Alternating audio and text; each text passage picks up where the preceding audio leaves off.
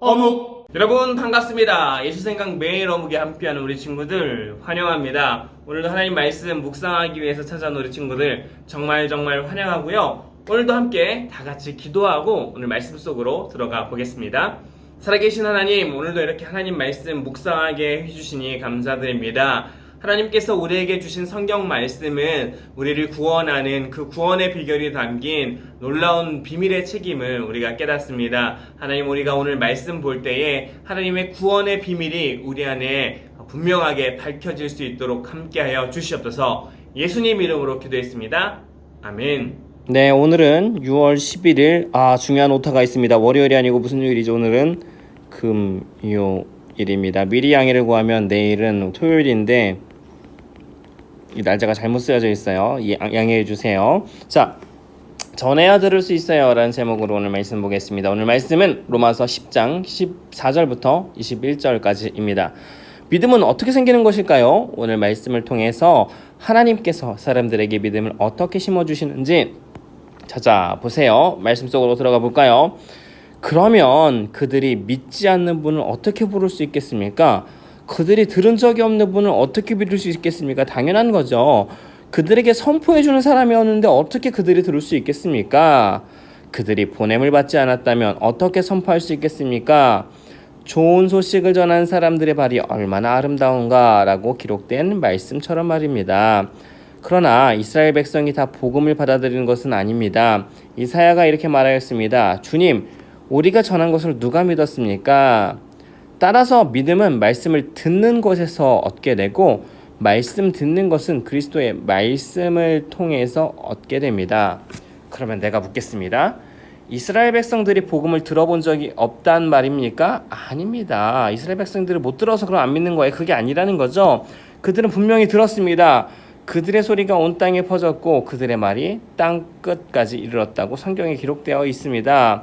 내가 다시 묻겠습니다. 뭐라고요?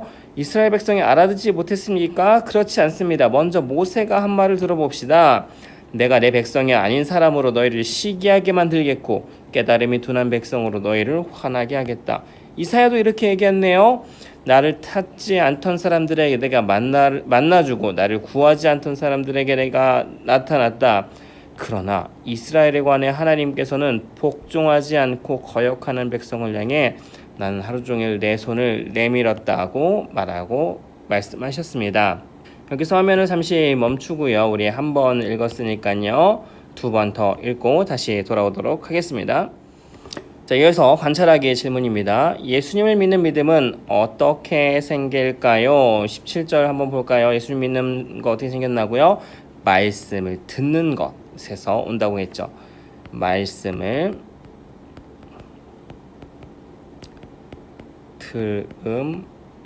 들음으로 믿음이 생긴다라는 거죠. 그렇기 때문에 누군가가 들려주지 않으면 믿을 수가 없는 거죠.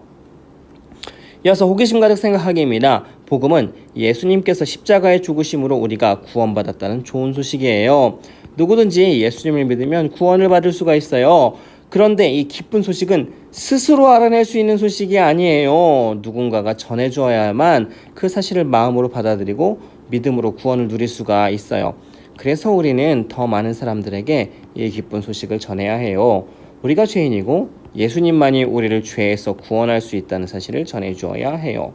믿음은 그냥 생기는 것이 아니라 누군가가 예수님의 말씀을 들음으로 생기기 때문이에요. 나는 누구에게 복음의 기쁜 소식을 전해줄 수 있을까요? 예수를 믿지 않은 친구나 가족에게 복음의 기쁜 소식을 나누어 보세요.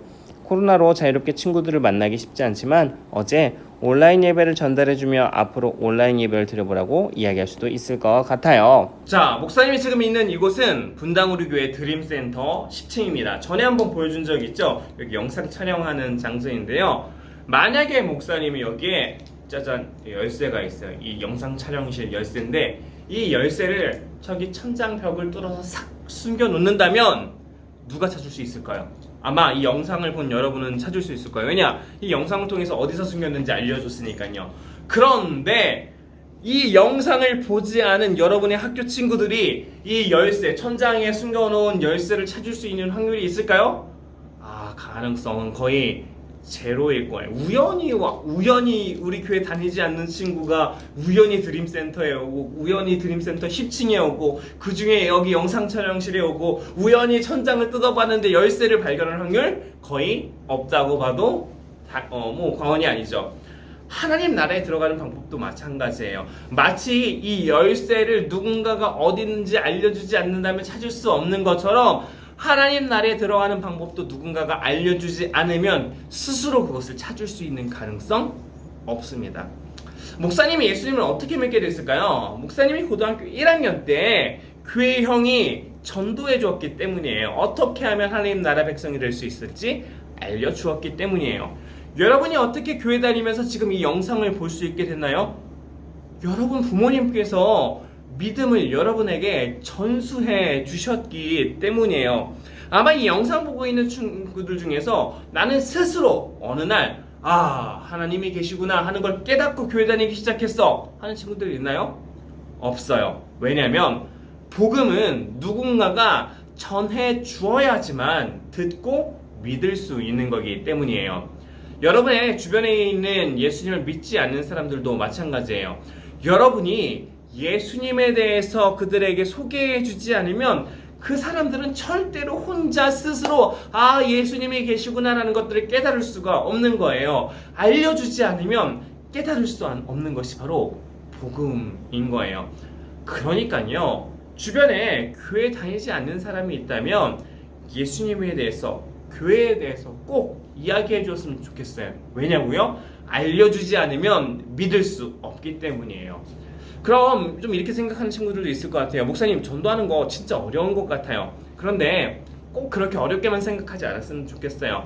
꼭 예수님이 누구인지 처음부터 끝까지 다 설명해 주지 않더라도 여러분이 교회에서 있었던 일을, 또 교회에서 들었던 설교 말씀을 이야기하는 것, 교회에서 행복했었던 일들을 나누는 것 모두가 다 전도의 작은 일부로 생각할 수 있을 것 같아요. 여러분 주변에 여러분의 교회에 대해서 소개할 수 있는 사람들은 누가 있을까요? 우리 교회에 대해서 이야기해 줄 사람은 누가 있을까요? 아니면 지금 코로나 시대니까 이 어묵 영상 혹은 어린이 TV에 대해서 소개해 줄 수 있는 사람은 누구일까요? 한번 생각해보고 여러분의 이야기를, 여러분이 가지고 있는 복음을 우리 주변 사람들에게 꼭 들려주었으면 좋겠습니다. 자, 이어서 등불 따라 행동하기입니다. 교회에 다니지 않는 친구에게 분당 우리 교회 어린이 TV를 추천해 주세요. 누구에게 추천할지 이름을 적어보고 그 친구를 위해 잠시 기도하는 시간을 가져보세요. 자, 여러분의 주변에 교회에 다니지 않는 친구들이 있다면 우리 분당 우리 교회 어린이 TV 한번 추천해 보면 좋을 것 같아요. 우리 친구들 유튜브 많이 보잖아요. 어린이 TV 추천해 주면서 한번 보라고 이야기해 보면 좋을 것 같고요. 여기에 여러분의 추천하고 싶은 사람의 이름을 적어보면 좋을 것 같습니다.